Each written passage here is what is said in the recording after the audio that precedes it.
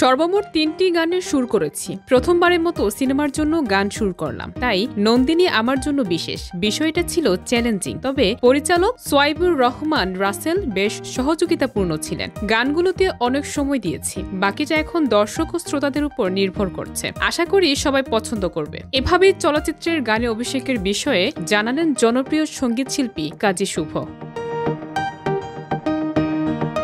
কাজী শুভ এবার প্রথমবারের মতো চলচ্চিত্রের গানে অভিষেক ঘটালেন। জ্বলে ওঠো বাংলাদেশ এবং মন পাজরে দিয়ে শুরু থেকেই ভক্তদের মন জয় করেছেন তিনি। কণ্ঠ দেওয়ার পাশাপাশি সুরের প্রতিভা প্রদর্শন করায় শ্রোতাদের মধ্যে তার জনপ্রিয়তা আরও বেড়েছে। এবার চলচ্চিত্র তার সেই বহুমুখী প্রতিভার ছাপ রেখেছেন শুভ।